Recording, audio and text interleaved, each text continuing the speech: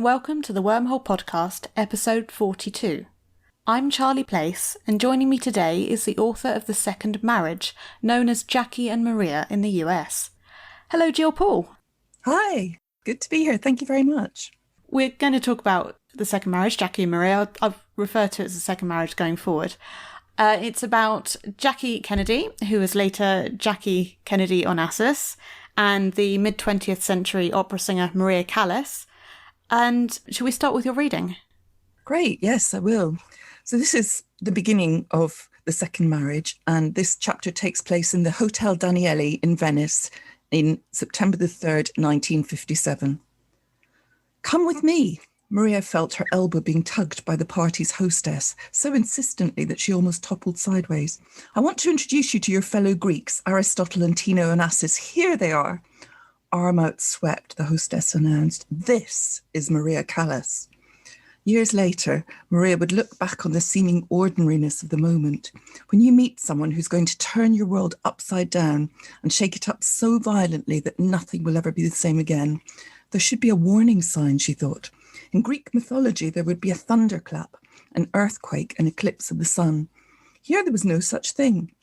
Just the murmur of polite conversation, a string quartet playing Schubert, and the clink of champagne glasses under crystal chandeliers.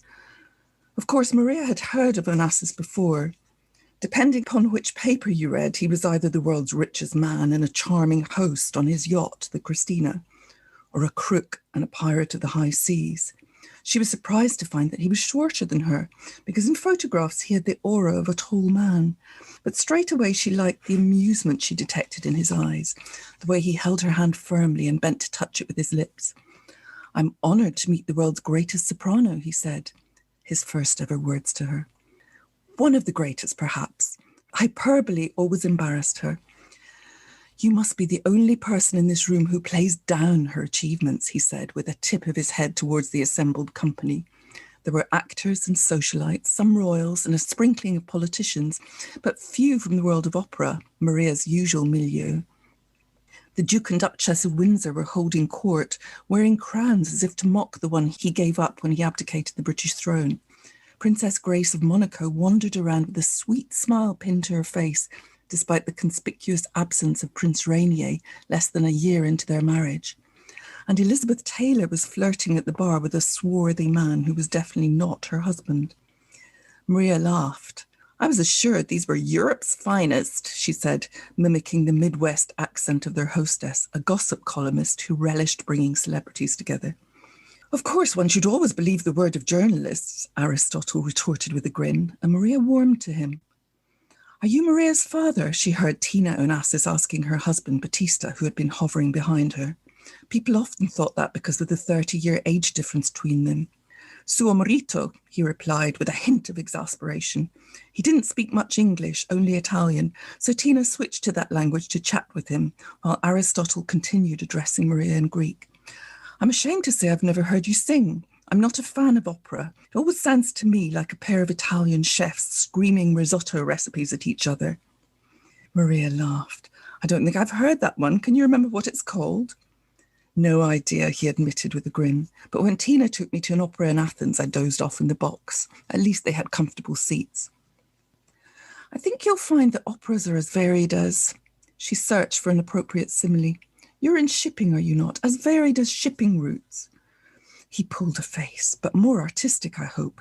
Despite my tin ear, I would love to hear the voice that all the critics rave about. She gave a modest shrug.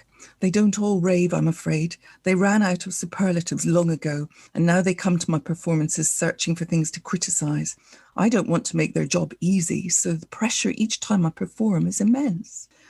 That old story. They build you up only to knock you down again. Perhaps you've experienced something similar.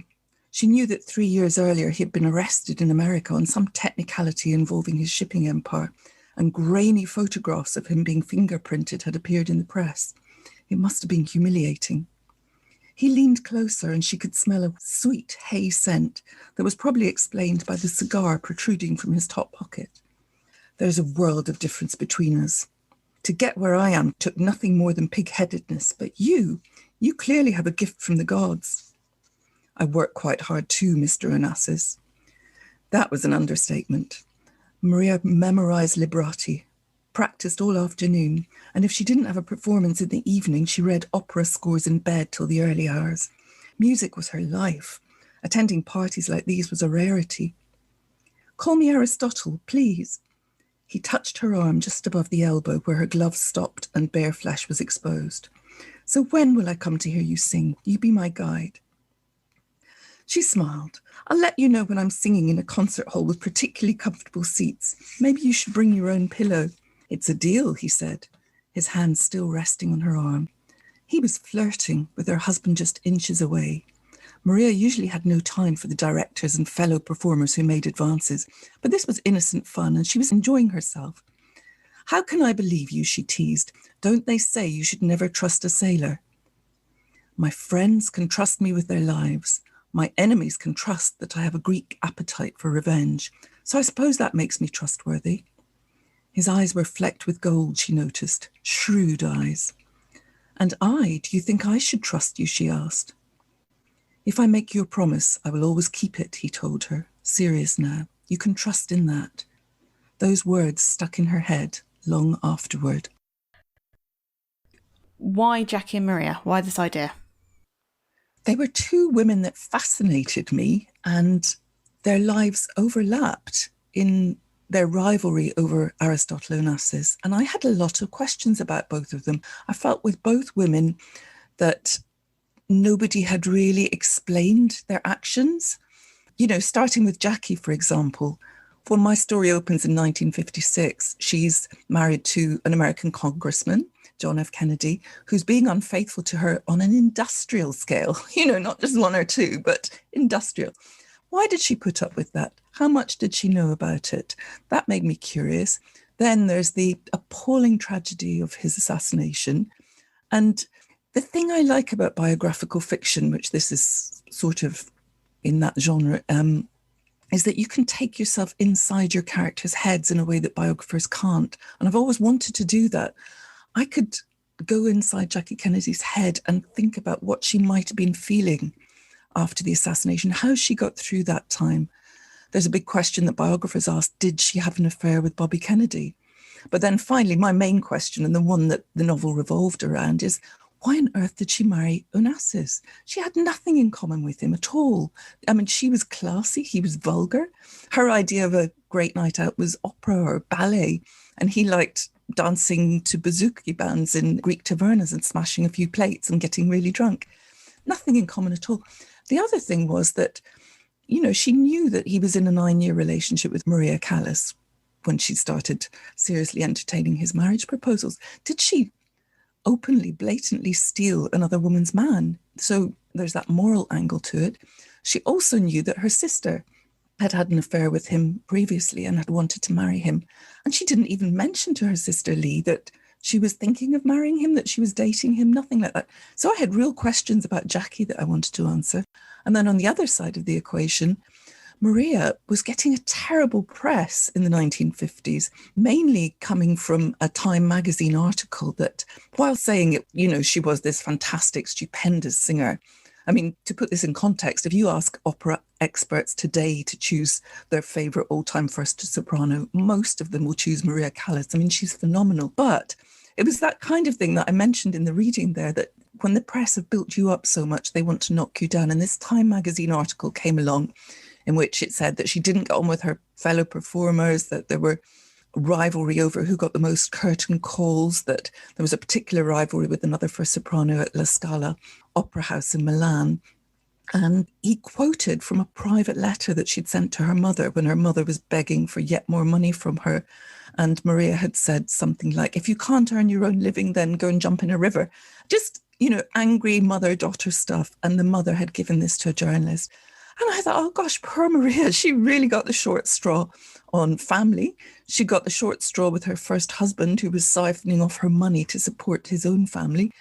And then she finds love, massive love, with this fellow Greek. She embraced him with so much passion, all the passion in her opera singer's soul, and he treated her horrendously.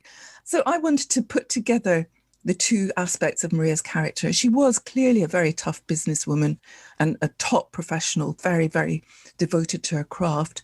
And then she became putty in Aristotle's hands. So with both of them, I thought they were very complex, interesting characters. Both of them I admired.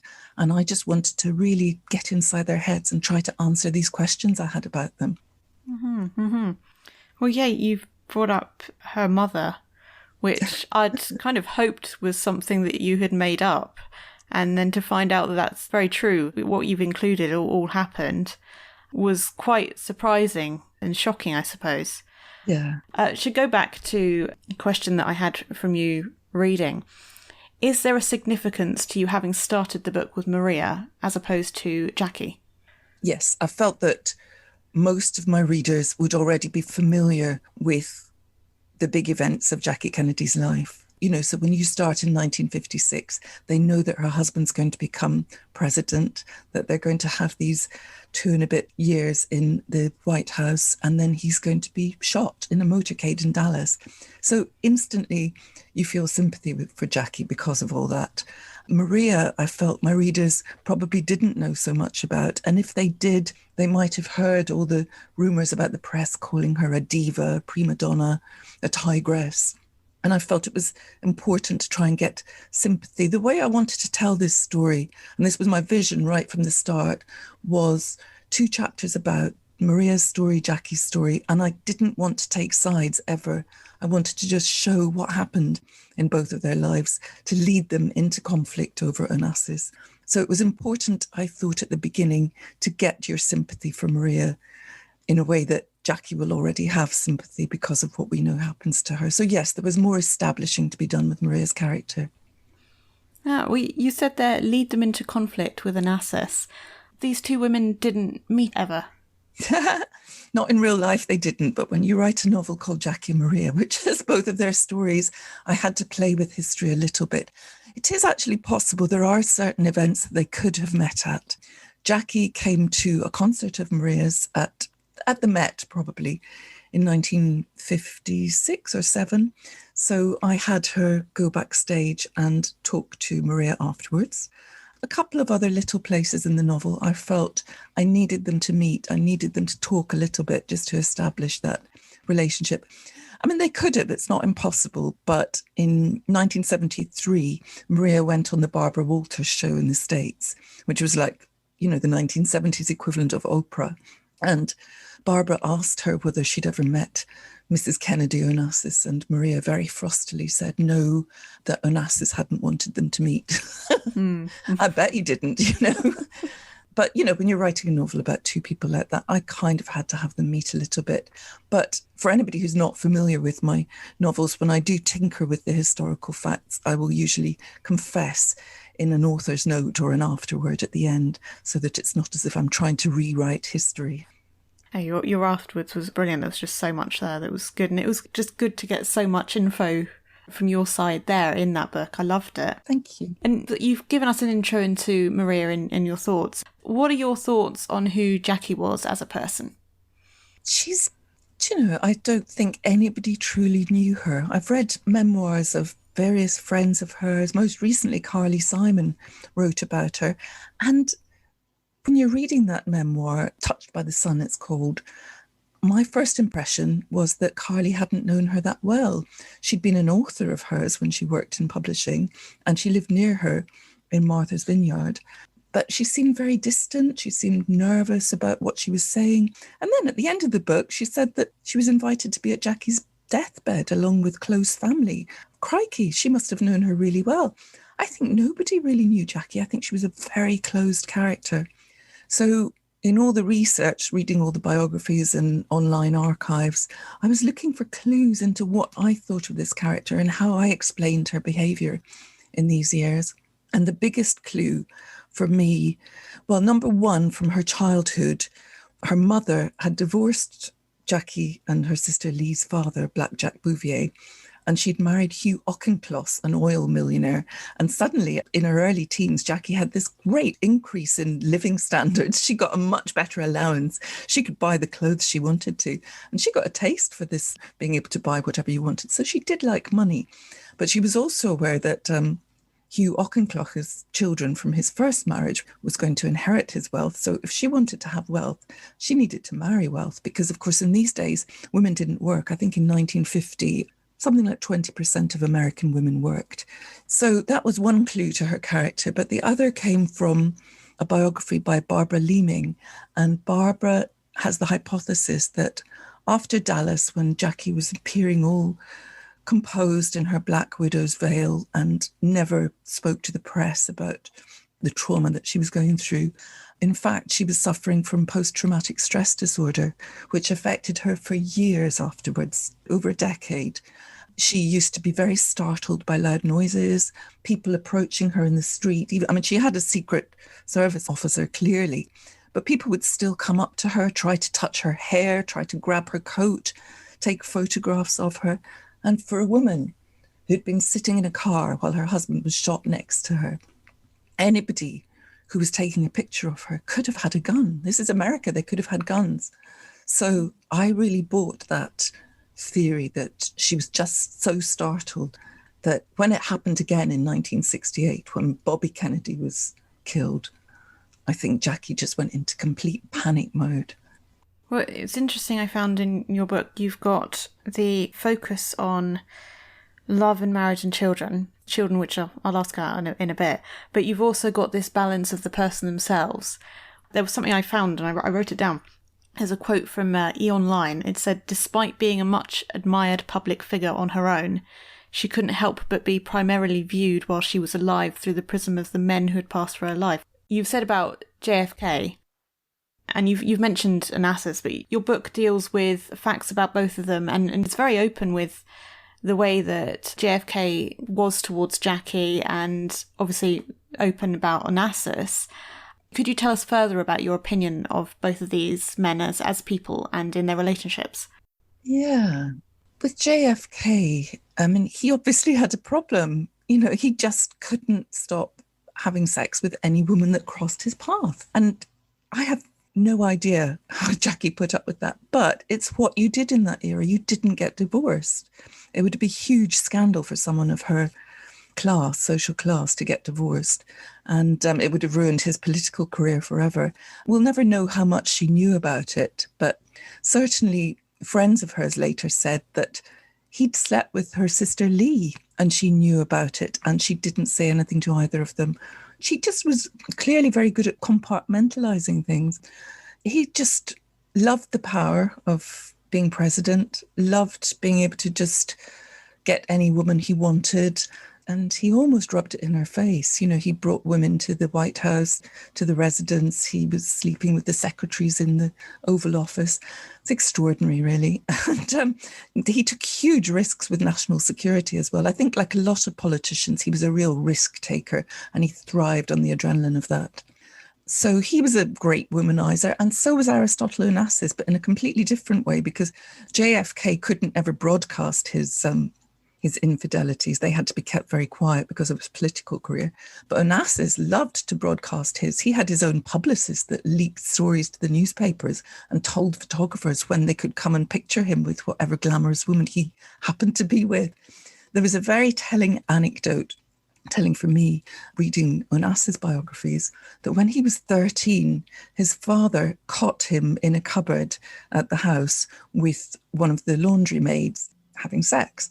And instead of telling him off for having sex at the age of 13, which is what would be most parents' response, his father told him off for sleeping with a maid. He said, "You should never sleep down." He said, "Always sleep up."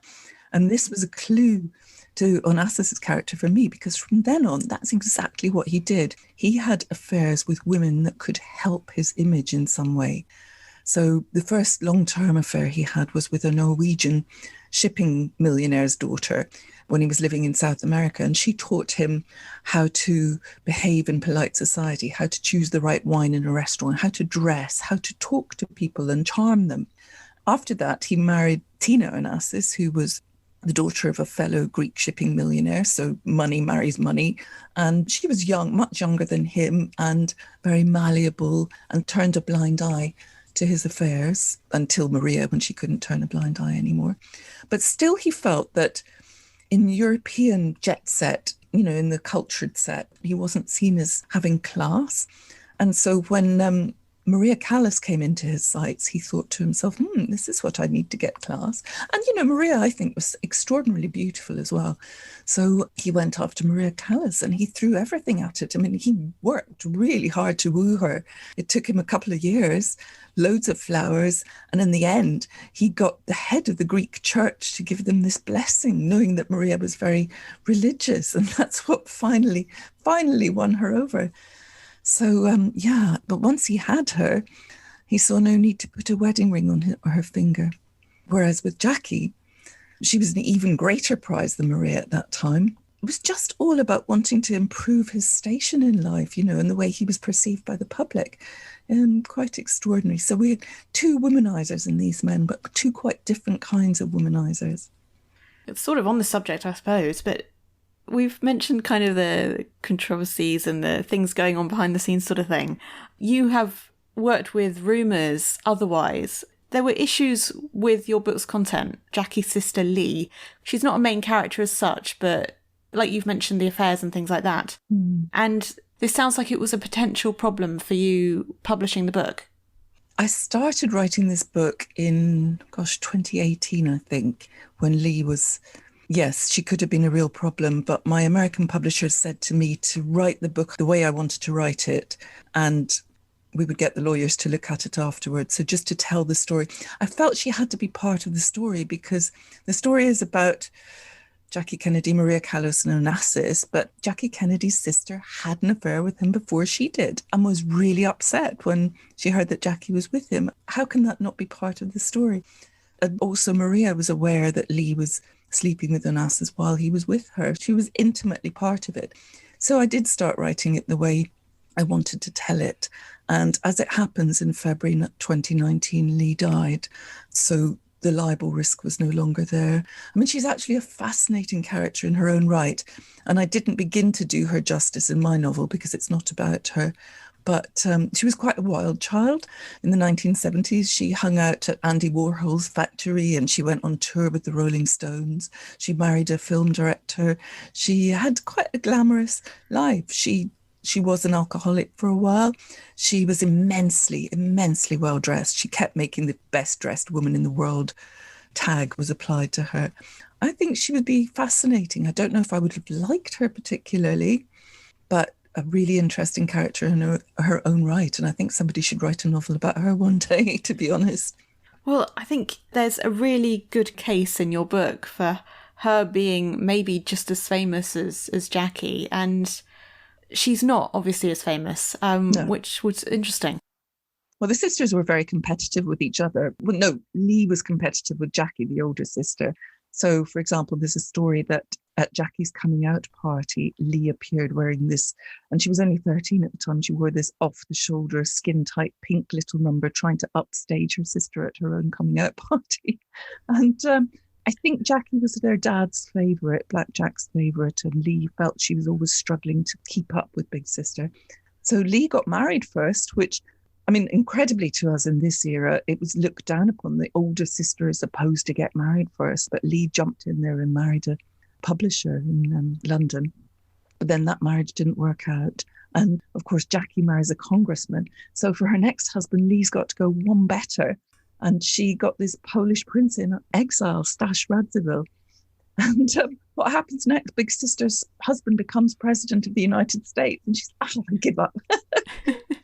She then has an affair with one of the world's richest men. And her big sister marries him. It must have been really galling to be Lee, to be honest.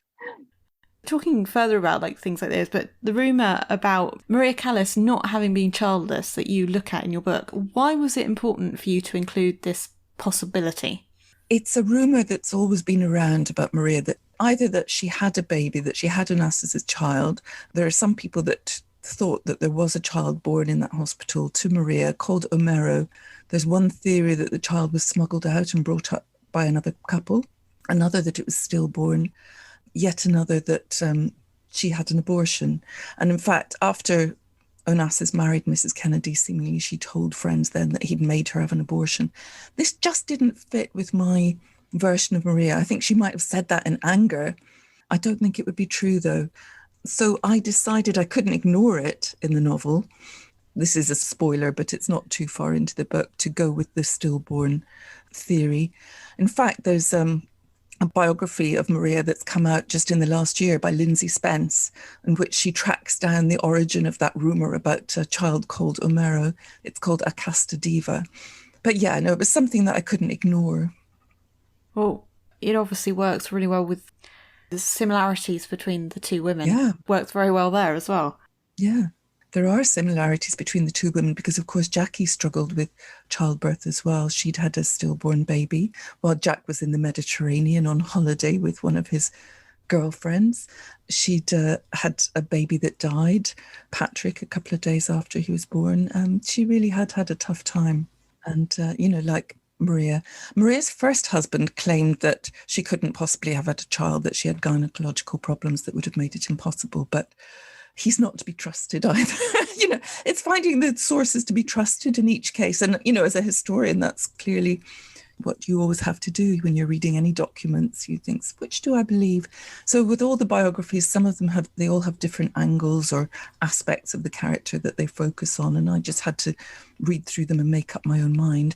But having said that, this is a novel. This is not historical fact. It's my version. It's my take. So I'm trying to get some kind of emotional plausibility and to explain the questions that I wanted to answer about these women.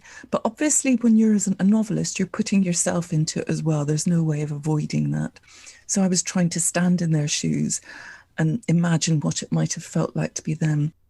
Well, you have a really nice balance, I found, between description and dialogue. Thank you. That's part of the job. Yeah. No, just something particular, I think, about your writing. I think that's also something I noticed at the start of the book that helped inform and pull you into the book as a reader. Well, I like to keep up the pace. I like the story to be quite fast moving, so we're not going into great big long passages of description anywhere. It's moving forwards the whole time. I was reading Anna Karenina again not long ago, and I love that story. I think it's masterful. But when you go back to the original Tolstoy, you'll suddenly get 3 chapters of descriptions of Russian agricultural practices in the period. And you're like, what? Your readers put up with that? Flick forward to the next bit that's about Anna, So I'm trying to avoid that and just keep the story moving. Yeah. I may have referred to it as Anna Karenina and agriculture when I was explaining it to people. Yeah. Good book, though. Oh, absolutely. No, I do love it. So, sort of a question on your favourites here. What is your favourite recording of Maria Callas, if people wanted to have an idea of where to start? Oh, my goodness. If you haven't heard her at all before, just go to YouTube and put in Casta Diva. It's a quite incredible piece from her favourite opera, Norma, which is a really, really difficult opera to sing. Most first sopranos will avoid it. It's so difficult. And the breath control in Casta Diva is extraordinary. I mean, even just watching it, try and hold your breath as long as she sings out these notes. And it looks so effortless. She's actually got her arms crossed during it as if she's hugging herself. And this incredible sound comes out. And there's no straining, it just looks as easy as me talking to you right now. And she fills auditoria with this sound. And to me, I think that was the one I kept looking at and thinking, geez, how on earth did she even do that? I've got a friend who's a voice coach who teaches people to speak professionally. And she looked at that and she said, she's not breathing. She's not stopping to breathe. And this massive sound, it's just the muscles in her diaphragm must have been incredibly strong. So do start off with that one and then go in whichever direction you like. What was your research like for the operatic singing and stuff? Was it a lot to learn, or how did you go about it? I had an expert. I collect experts. On all my books, I collect experts in the most eclectic kind of things. But in this one, I had an opera singer who went through and just made sure that the terminology was correct and that it was correct for the period as well, and told me what preparation she would be doing, what voice exercises she would do before a concert, that she wouldn't speak before a big concert, she would have stayed quiet all day, and she would have a little notebook that she would write to people, can you get me lunch or whatever? And, the care of the throat. So, I mean, I learned a lot more than I ever used in the novel. It was fascinating. But yeah, I collect weird and wonderful experts for all my novels. That's made me think of that wonderful moment, really. It's just so simple but so wonderful in your book, where she gets a chance to eat what she wants and she gets the chance to say what she wants. That was quite a moment, I think. It's almost emotional, even though it wasn't, you wouldn't think of it that way, but yeah. Politics of the opera circuit and the pressure that she was under at the time were just immense. And when she fell in love with Onassis and spent long summers on his yacht, she could just drink. I mean, she probably didn't drink alcohol when she was getting ready for performance, but with Onassis, she could sit down and have a lovely glass of champagne and just be the person that she wanted to be, just be a woman in love. That made a huge difference, yeah. I think we've probably covered this in various different questions and answers, but I was wondering if we can kind of draw it together. If I ask, what did you want readers to take away with them in regards to their thoughts on these two women? I think it's a real picture of, there's always an element of feminism in my books, and this is a picture of what it was like in the 50s. If you had a career, as Maria did, or if you didn't have a career, as Jackie did, and the way the world treated you. And gosh, how much better off we are nowadays than in those days when you relied on a man for your income and well-being. So yes, it was a portrait of the era as well as a portrait of these people and how their lives were affected by what they were going through. With all my books, I hope people take away different things. Maybe there will be some people that read this book and will be more on Jackie's side, maybe more on Maria's side. I doubt anybody will be on Onassis' side somehow. Oh, wow. But if we say your next book is The Collector's Daughter, it's out on the 7th of September. What can you tell us about it? And The Collector's Daughter is about a woman that I think has been written out a bit. I love writing about women that I think have been written out of history, either misinterpreted, as I feel Jackie and Maria might have been, or written out of history. Lady Evelyn Herbert was the daughter of the Earl of Carnarvon, and when Tutankhamun's tomb was discovered in November 1922, it was always portrayed as a double act between Howard Carter and her father, the Earl of Carnarvon. But you look at the photos in front of the tomb in November 22, and she's standing there. She's right between them. I thought, hang on, what's her story? And why is she not credited with any of this? And as I read further, I realised that when they broke into the tomb, she was the first person to crawl inside. Now, this is a woman that's been raised in the top echelons of the English aristocracy, a very sheltered childhood at Highclere Castle, which, as you probably know, is the setting for Downton Abbey. And she was brave enough to come out to Egypt with her father. They're digging in the middle of the night, and the first person to crawl inside this tomb for 3,000 years, not knowing what she's going to find inside at all. I just thought that was incredibly brave. 4 months later, this triumph that they'd had, this amazing discovery, turned to tragedy when her father died very suddenly and shockingly of an infected mosquito bite. And the British press started a rumour that the tomb had been cursed. And I know that Eve believed that there might have been a curse because she offered to release her then fiancé from their engagement, just so that he wasn't affected by it as well. And very charmingly, he said that, well, if there is a curse, then I need to stick by you because you need me to protect you. So it was about that era. It was about the courage that she showed. And I look at her life all the way up to the 1970s. There's another photograph of her at the Tutankhamun exhibition in London in 1972, where by that time she had had a few strokes and she looks slightly vague, but she was interviewed by the Times that day and she was quite lucid. She was photographed with the great, funeral mask of Tutankhamun, this extraordinary gold and lapis lazuli and everything, beautiful thing.